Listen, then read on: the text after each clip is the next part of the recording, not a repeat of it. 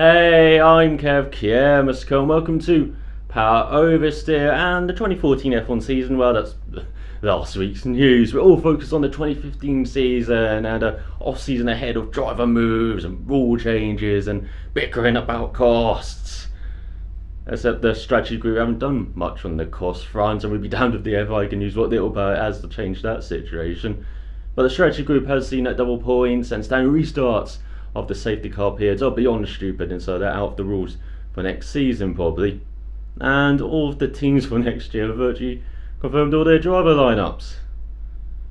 Oh, apart from one team, that's unless Marussia and Caterham can find a money tree somewhere, and unfortunately Marussia's case especially, and it's like they've run out of time. McLaren are the only entrant for next season championship to not confirm their driver lineup after Red Bull last Friday confirmed that Carlos Sainz Jr., the Formula Renault 3.5 champion, would be joining Max Verstappen at Toro Rosso next year, and what I believe would be the youngest combined driver pairing in F1 history, has when the Australia race happens next year. We have Max Verstappen at 17 and Carlos Sainz Jr. at 24, a combined age of just 37.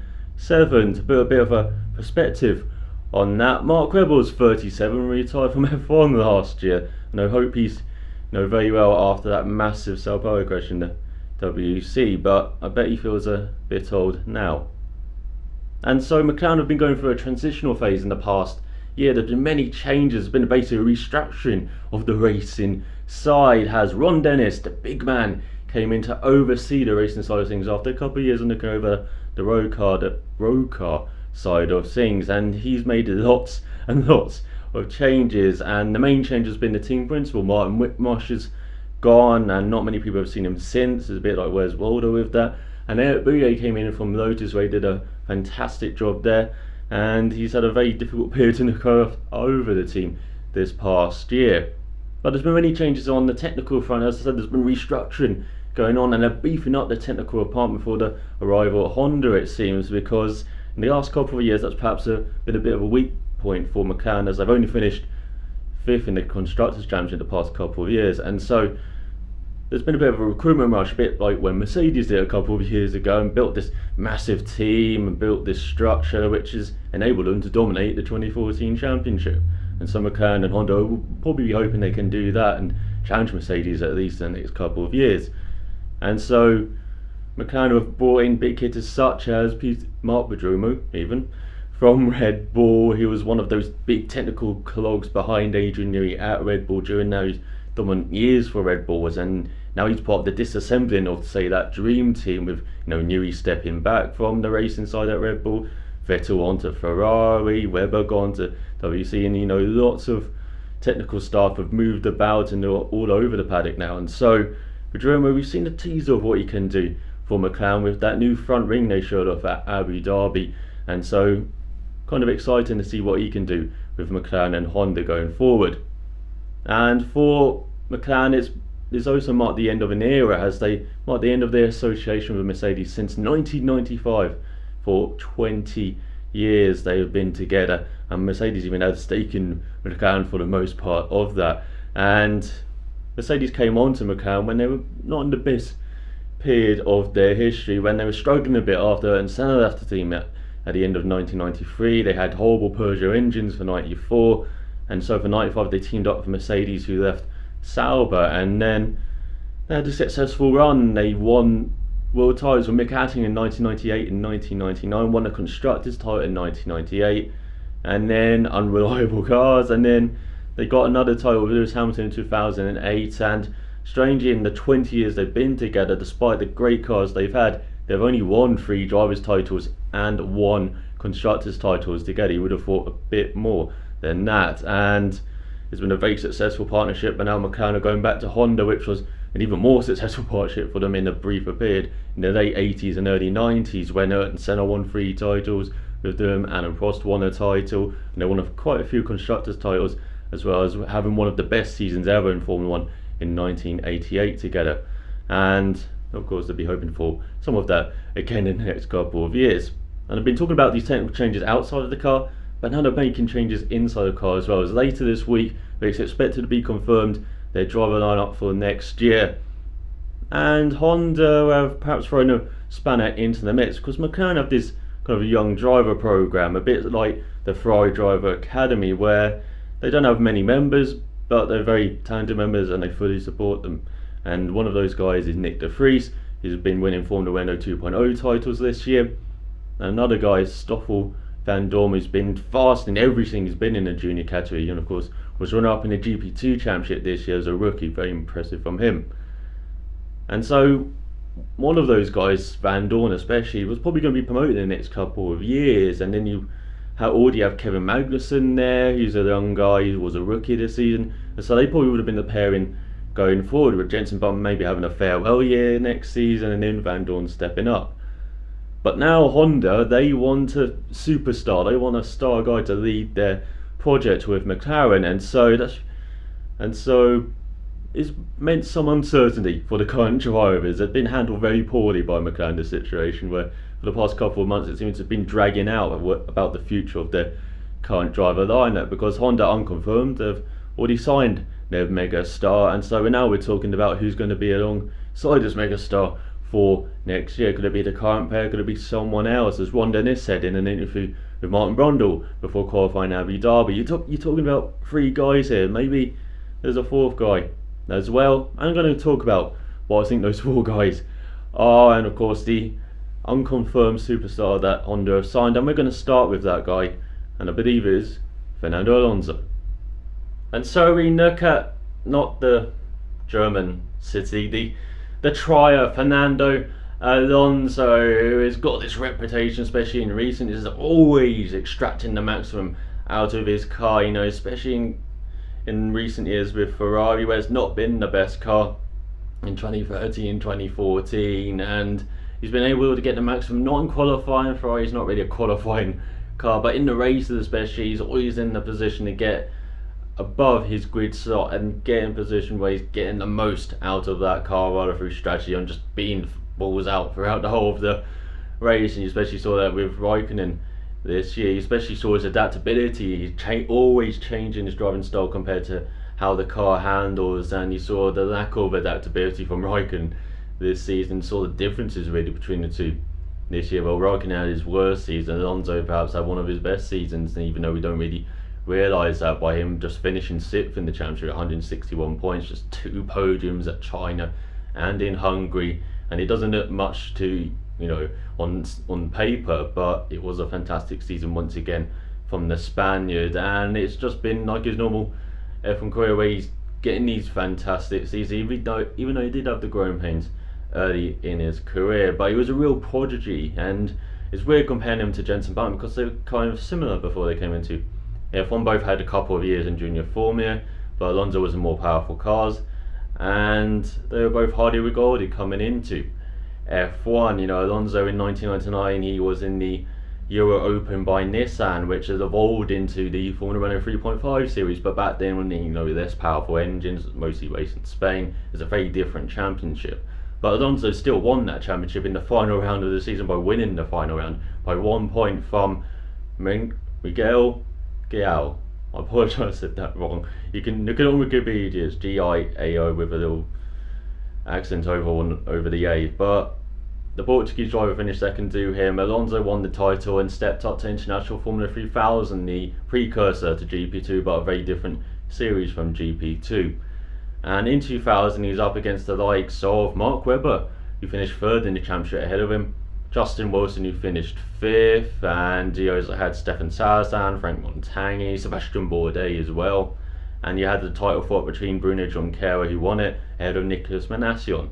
But Alonso finished 4th in the championship after another slow start in the first half of the season. But by the second half of the season, he was on fire, got 2 podiums in the last 2 races of the season, and won a very impressive final round in Spa. He was just magnificent in that race, and so he was promoted to F1 in 2001 into a Minardi seat by Fabio Briatore. He put him there, and he really did show how much talent he had, even though it is a back of the field car then. And even though he finished in the final stanza behind his teammate Tarso Marquez, he finished 22nd ahead of Alonso 23rd. But Alonso is the driver we remember. He was the driver with potential. He especially showed out in his final race with Minardi in Japan, finishing 11th ahead of the Prost of Heinz-Harald Frentzen, the BAR of the Palace, 2 Arrows, and his teammate Alex Young. Yeah, we all remember Alex Young, right? And so Alonso really did show in that race how great he was. And I remember Paul Stoddard said a couple of years later, that's 53 qualifying laps you put out there to finish ahead of, faster cars, more recognised cars as well. And so for Alonso, Briatore thought maybe he could be in that 2002 Renault seat because Renault bought out Benetton, but strangely Briatore stuck with Jenson Button and slagged off Jenson Button for the rest of the year though, and really didn't want him at the team. And so Button was gone at the end of the year. Alonso was stepped up from his test driver role in 2003, and he promptly got a pole in Malaysia, the youngest pole sitter until Sebastian Vettel came along, won in Hungary. One of the best first victories I've still ever seen in F1, but even that to Michael Schumacher, who went on to win the championship that year. And so Alonso was the youngest race winner as well until Sebastian Vettel came along. And so he had very impressive pace, but he's still making mistakes. He did that again in 2004, where Trulli was actually kind of better than him, but Trulli was gone by the end of the year because he pissed off Briatore, especially in France, by letting Barrichello through in the last corner for a podium spot. And you don't do that in front of your, home manufacturer, and so home crowd of the manufacturer even. And so Alonso was there in 2005 to lead the team, and he had Giancarlo Fisichella alongside him, who was highly rated back then, but he just annihilated him, and he won the championship ahead of Kimi Raikkonen. Yes, he had unreliability issues, but he still was very consistent, always up there, great qualifying pace. And the same in 2006, where he held off Michael Schumacher and Ferrari's charge, especially in the late season, but then that charge kind of halted and Alonso got his second title on the trot. And then, of course, 2007 McLaren happened, and then we got to ask whether those issues with McLaren have been, solved in the 8 years since then, whether Alonso has matured enough since then, to really lead McLaren and, work with Ron Dennis and work with Eric Berger going forward. And you would suggest yes, if he's even thought about coming back to McLaren at least. And so he had that 2007 season, and he went back to Renault in 2008 and had to rebuild his reputation. He especially did it in the second half of 2008, winning in Fuji. And in 2009, very difficult car, and sometimes he did look like he was pushing it over the edge. I remember, I think it was Hockenheim, where he spun like 3 times or something in the race, and somehow still finished 7th in it and got the fastest of that. But he got a very impressive podium in Singapore, and he got a couple of top 5s in Australia and Spain, and he of course got that pole in Hungary when nobody knew who got pole in Hungary at the end of that session because of the old timing glitch. And so he really built his reputation at Renault before, of course, getting the dream move to Ferrari, he thought, in 2010. And that was a dream until the Russian roadblock happened at Abu Dhabi. And then for the next year, they were way off the pace, Ferrari. And then 2012, they had a very good development. They didn't have a good car at the beginning of the year, but they developed it really well. They've got second in the championship ahead of McLaren in the end. And Alonso could battle Vettel to the end. Unfortunately, Red Bull just had that bit more in the Asian races, especially for Vettel when he got those 4 wins on the trot. And then last year, a very distant runner-up to Vettel when, Red Bull just ran away with it in the second half of the season.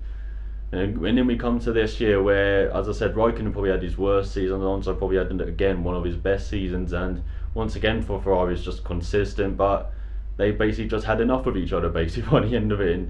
And you could see, basically, for Alonso, he was seeing, time slip through his hands here. He saw Vettel win 4 titles when he was at Ferrari. He's seen Hamilton now win his second title at a different team, which Alonso, even though he's been at a few teams now, he still hasn't won a title at 2 different teams. He's only won at Renault. So maybe going to McLaren Honda will bring back some of that motivation to win a title at a different team. And even though a lot of Alonso don't really need motivation, of course, he always says he tries his best and he shows it on the track. But for Alonso at McLaren, as I said, maybe the issues from 2007 are gone, especially as there's no Lewis Hamilton, there's no driver to really challenge him. At least if they hire one of the rookie guys, one of the younger guys, McLaren, if they hire Jenson Button, could Alonso handle having a world champion alongside him, handling someone who's very settled in that team alongside him, as well as he hasn't really been in that situation where he's joined a team where someone's very settled. Maybe with Felipe Massa, but unfortunately for Felipe Massa, he had that huge accident in 2009 and was still recovering from that really in 2010, and really never quite recovered to get on the same level that he was before, at least in races and qualifying. He could match Alonso, and so that's something to think about for Alonso as well. Is how good is this McLaren Honda car going to be? Because as I said, it's unknown quantity going to McLaren Honda. It's a very big risk for him, but it's perhaps the only move that you could make. As I said, there's no other seats around, and perhaps there's no better choices outside of F1 either, and maybe he doesn't want to run his cycling team for you. And so, yeah, for Alonso, for Honda, you've got to think how long this partnership's going to last as well. How long do you basically want Alonso to lead the team until he retires, or until you get bored of him, or until he pisses you off? Because you have seen with Alonso in the past, he doesn't last too long at teams. I think Ferrari was the longest period he'd been at a team for 5 years, and unless you count Renault and of course the test driver year as well. And so, yeah, for McLaren and Honda, who are they going to put alongside him? Could he handle a Button? He probably wouldn't mind a rookie, I guess, in Magnussen and Van Dorn, but would that be best for McLaren and Honda, having an inexperienced driver alongside Alonso, who kind of gathers the team around him? And rather, it's been actually having a experienced driver alongside Alonso, because it'd be easier just for development. They have built this team, as I said, they've restructured this team, this technical department here, preparing for Honda, and to only have work out for one guy, would it be worth putting all of your eggs in Alonso's basket? And yes, common sense would say that, but you've got to think of development and for at least the first few years, how they're going to catch up to the rest of the field. So that is Fernando Alonso. It's a risky move, it's a brave move, but it's his only move as well for Honda and for Alonso. And so let's talk about that other experienced guy, the champ.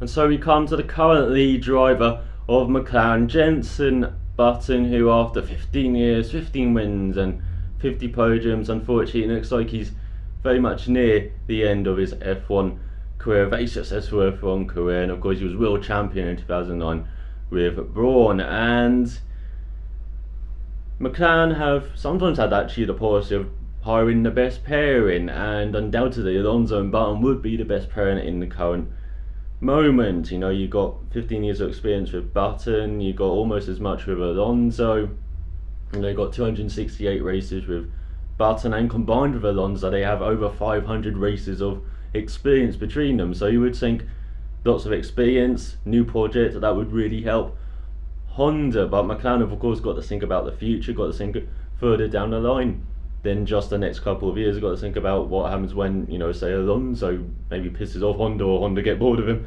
or he retires, and then they got to think of who's his successor, because they got a couple of young guys, as I said, in their young driver program, of course with Kevin Magnussen as well.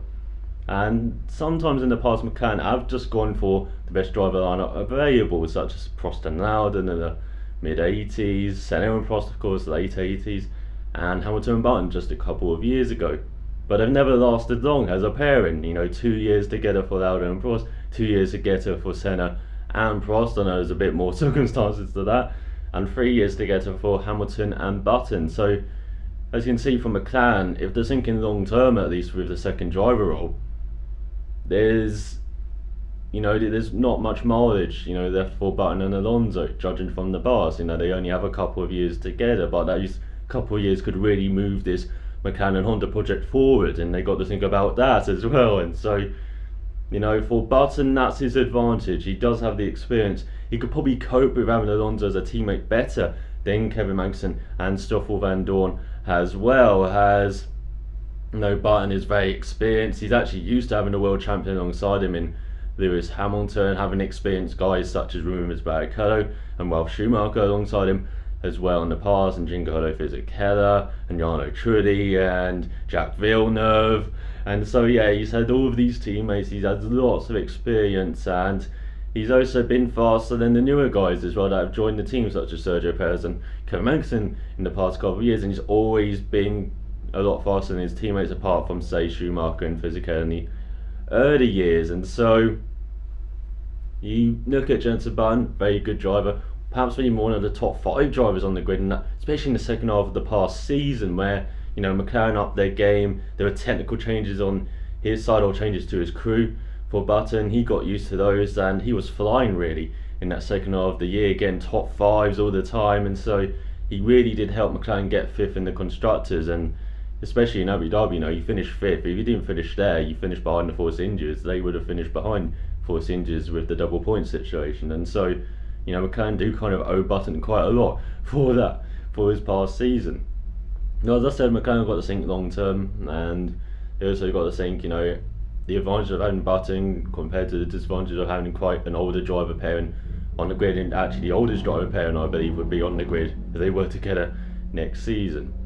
And Jenson Button, as I said, very long career, and looking back, it's strange thinking comparing Button to Alonso because it's quite similar coming into Formula 1. Button was highly rated after winning Formula Ford in 1998 and the Formula Ford Festival as well, back when they meant something. And in 1999 he was third in the British F3 Championship behind Mark Hines, who won it, and who you might have seen in the British Touring Car Championship the past year, and Luciano Berti, who was second and who drove for Prost and Jaguar. He was a F1 commentator as well in Brazil. And so Button came into F1 after winning the shootout against Bruno Junqueira, the Williams test driver back then, with quite a reputation, and so not many people were expecting him to actually do well as a rookie, but he was very mature as a rookie, didn't really crash out a lot, had some very good performances, got 12 points, finished 8th in the championship behind Ralf Schumacher, who finished 5th in the championship, and so he had a very good rookie season. Then he dropped off a bit when they had an awful Benetton in 2001, raised his game a bit in Renault in 2002, despite of course Briatore not liking him there. And then he went to BR and Dave Richards in 2003 alongside Jack Villeneuve, who didn't like him there. But Villeneuve was out of his hook by the end of the year.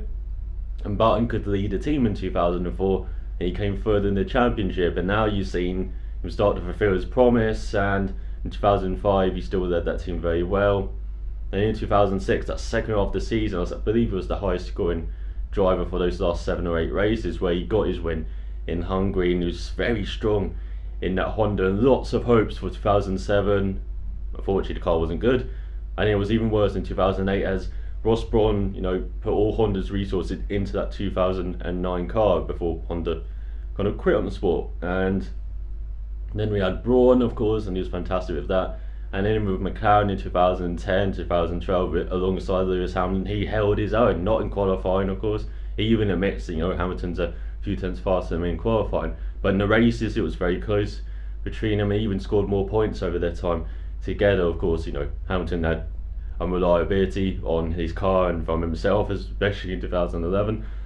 But yeah, Button really held his own there, really held up his reputation. And of course, in the past couple of years, he's dismissed Sergio Perez and Kevin Magnussen, as you would expect from the senior experienced driver. And so looking back at Button's career, he's got lots of things to be proud of, especially in those early years where people were starting to write him off after that Benetton and Renault period, and he just bounced back in 2003, and especially in 2004, making us all excited for a British driver again after David Coulthard was going into his older years now, and now there's Jenson Button, the new kid on the block, and then of course Lewis Hamilton came a few years later. And so, as I said at the beginning, for McLaren and Honda, they have to think about the advantage of having Button for the next couple of years compared to the disadvantage of them only having him for a couple of years, and then thinking about having to say a Magnussen for at least a decade maybe, because he's that young, or Van Dorn as well. So that's Jenson Button, that's been his career, and hopefully he can find a place where he's perhaps been treated a bit better than the past couple of months, and maybe there are better opportunities for him out there, such as in the WC, where he could lead like the Nissan Assault in the LMP1 category, or be with Porsche alongside the Hulk maybe for a couple of rounds at least, or even be in that Audi that's been catered by Tom Christensen, but I believe Audi probably have someone else lined up for that already. So that's Jenson Button, but let's look at his teammate for the past season, Kevin Magnussen. So now we look at the other driver of the McLaren 2014 lineup, Kevin Magnussen, the rookie, and he was alongside the champ, and he did an alright job in his rookie season. He basically just had a rookie season. He was very up and down, and he only had 2 top 5 finishes in Russia, and of course that magnificent podium in Australia where he was like sideways at the start, but somehow managed to keep it together for the rest of the race. Drove a very mature race and finished ahead of Button behind Rosberg. And then after that, as I said, he was up and down, and then when the car got better, Button got much better, outdid him in qualifying. And in the races, Magnussen, he had a couple of racing incidents, such as in Spa, where he thought Alonso could be a lawnmower, and then in Monza, where he forced Bottas off, but I wouldn't say that was a penalty. And then towards the end of the year, sometimes just the strategy didn't work out, the races didn't work out. You saw that in Abu Dhabi, where he finished outside of the points while Button finished in 5th, and so he's got lots to learn, he's got lots to improve upon from this 2014 season. But that's kind of been like his junior Formula career, where he has shown the pace. He especially showed it in qualifying in F1, where Button just pipped him in that. But in the championships that he's in, he's very adaptable, very fast. But there's always a guy that just did, I wouldn't say better, but just scored more points than him. And we saw this not in Formula 4 Denmark, which he won in 2008, but with Antonio Felix da Costa in the Formula Renault NEC 2.0 Championship in 2009, in German F3 with Tom Dillman and Daniel Abt, in 2011 in British F3 with Felipe Nasr, and in 2012, his rookie year in Formula Renault 3.5, he was 7th.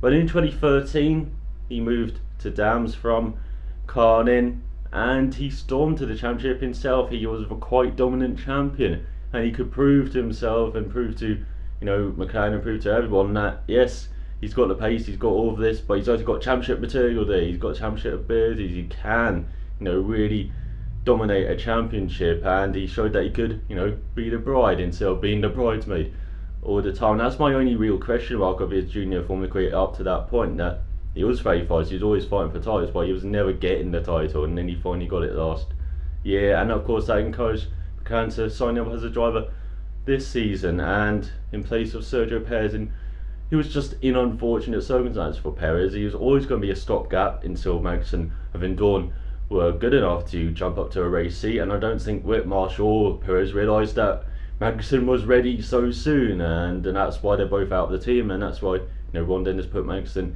in alongside Jenson Button in this past season. And as I said, Magnussen was very up and down, and for McLaren to think about for the future and think about whether to put him alongside, say, Alonso, is yes, he was very up and down this rookie season, but he showed a bit about it. He showed especially his pace. How far is that potential going to go? As I said, he was always fast in the junior career, but in 2013 finally showed he's a dominant champion. Could that translate to, say, F1? If McLaren had a very good car, could he be that driver to really challenge for podiums all the time, be consistent, and be challenging for titles as well in the future, after, say, Alonso's gone, or Honda got bought him, of course. And so they got to think about that. They got to really think about the future, of course, and they've got to think about whether he would cope just being alongside Alonso, putting a guy who's only had his rookie season alongside Alonso. He's a very intimidating driver to be alongside, especially as he gets the team around him. He really galvanises the team around him, and you saw this especially at Renault when Giancarlo Fisichella went there and just cracked it. He just was not as good as he was in, say, smaller teams such as Sauber and Jordan or Benetton. And so yeah, you got to think about that aspect, especially when you think of Nelson Piquet Jr. when he did not cope well at all alongside Alonso, and especially being forced to crash a car and all that ridiculousness. And so yeah, would Magnussen cope having someone like Alonso alongside him? Cope pretty well with Button alongside him, but even then Button did quite much better than him and really got on top of him by the end of the year in the standings. And so yeah, there's something to think about for McLaren. You also got to think about, as there's a potential of Magnussen and the potential of maybe someone else, because is Magnussen their driver for the future? As I said, they've got a couple of great young drivers in their driver program, and could the future be Magnussen or could it be Vandoorne? And so we look at the possible fourth and final candidate for this 2015 McLaren F1 seat, and that is the impressive and highly rated young Belgian driver Stoffel Vandoorne, part of the McLaren young driver program since February 2013. And to understand why he's so highly rated and why he's so impressive, we've got to look back at his junior Formula career, where he's always been up there, been very adaptive, and he's always been challenging for titles. And we're going to start before his single city career, and talk about his karting, and winning like the Belgian KF2 championship, and in 2009 was runner-up in the KF2 category in the World Cup. Then he went up to single seaters in 2010 in the F4 1.6 Euro Cup series and won it ahead of Norman Nato, who's a Formula Renault 3.5 driver and won the Monaco round this year for Dams. He then stepped up in 2011 to the Formula Renault 2.0 NEC Championship, and he was third in the championship, but he's ahead of Roman Frains, you know, the forgotten 2012 Formula Renault 3.5 champion. He's in the wilderness somewhere, but Frains didn't do all the rounds. But he's quite a way behind two familiar Red Bull drivers. Danny Kvyat was second, and Kyle Seitz Jr. was first. And then in 2012 it was between Kvyat and Van Dorn for the Formula Renault Euro Cup title, and Van Dorn won out by 10 points ahead of Kvyat, and it was quite an impressive third. He had Ollie Rowland in third, who's a Racing Sets Foundation driver in Formula Renault 3.5. You had Norman Nato in fourth, and the familiar face and thief in Nick de Vries, even, who's of course a fellow McLaren young driver program member. And then in 2013 he stepped up to Formula Renault 3.5 and finished runner-up in the championship to Kevin Magnussen, his McLaren teammate, and ahead of, say, Antonio Felix da Costa, ahead of Will Stevens, the most recent F1 debutant, and ahead of guys such as Mikael Eshkin, who's in IndyCar, and even battled Carlos Sainz Jr. for a few rounds there as well.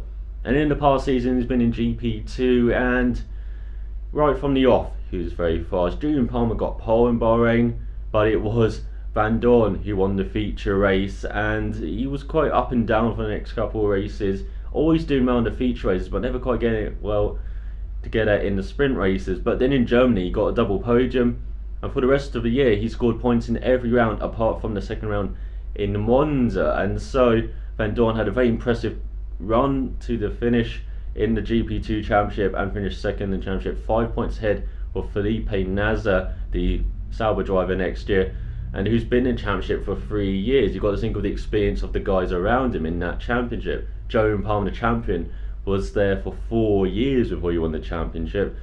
In fourth was Mitch Evans, but he was only there for 2 years. And then Johnny Cecotto Jr. rounded out the top 5 after 5 years in the series. He finished fifth. And then you've got to think of the next rookie, and that was Arthur Pick in seventh. He also stepped up for Formula Renault 3.5. He finished seventh, and then you had Rafael Marcelo behind him, who finished eighth in the championship and was a European Formula 3 champion in 2013, and is part of the Ferrari Driver Academy, a very high rated guy he is as well. And so for Van Dorn for 2015, what do you do with him? Because he can't really go back to GP2. The only thing that he can do in GP2 is win the championship and at a counter to keep up his reputation, just like, say, Roman Grosjean in 2011. But even then, it's really futile just putting him back into GP2.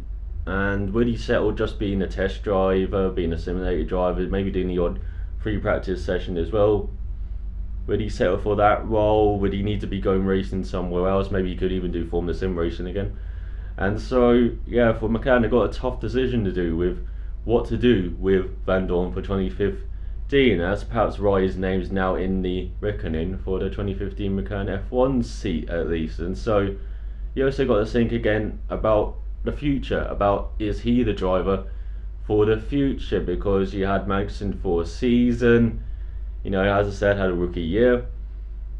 Would Van Dorn do better than Magnussen in 2015? And would he do better down the line? Does he have more potential than Magnussen? Magnussen, who's very much in the mould of a driver that Ron Dennis really does like. He's from a Nordic country, which helps, just like Kimi Räikkönen and Mick Hagen before him. He's also very good at technical feedback, they're always impressed by that. And a PR man, he's very media friendly, Kevin Magnussen. Does Van Dorn really step into those shoes? Is he quite media friendly? It appears so from his GP2 interviews. And is he very good at technical feedback apart from just being very fast? Because they really do need that, with the new power unit next year, with the new partnership with Honda. And so yeah, they've got to think about that for Van Dorn. And again, just like Magnussen, would he cope being alongside Alonso? Would it be wise putting a rookie alongside Alonso? Of course, history says no, And so would it just be wiser again to put Van Dorn in kind of a test driver, simulator driver role, in that third driver role, like he has been for the past season? And of course he did the test in Abu Dhabi with kind of the interim McLaren Honda car, and so maybe that does indicate he will perhaps be a test driver, and perhaps they are actually really seriously thinking of putting him in that 2015 seat. And so yeah, McLaren have a very tough decision to do with their young drivers here in Magnussen and Van Dorn. And would it just be too harsh to get rid of Magnussen after a year, because Magnussen has been with McLaren for 5 years, you've invested in him a lot, and to drop him over after only a season of F1, is that too harsh? Is that just cutting off the potential way too soon? And you don't have that problem with Van Dorn, of course, but you've got to think about Magnussen when you've got to think about Van Dorn, and then of course you've got to think about Button. And yeah, it's just a bit of a mess for McLaren at the moment, especially, as I said, Honda throwing spanning in the works by getting Fernando Alonso. But that's the 4 driver candidates at least. But maybe there are more than 4 driver candidates. Maybe someone from this selection could just turn up in the 2015 McLaren seat.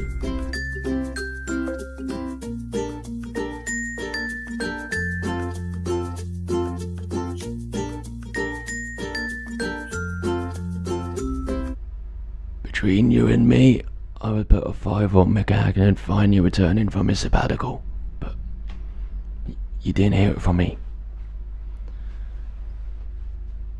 And so that was a look at the McLaren decision for the 2015 season. Who do you think will be in those seats next year? Let me know in the comments below, or who do you think will be alongside Alonso in the comments below. But thanks for watching, and I'll be back with a Power Oversteer, looking back at the IndyCar Series season.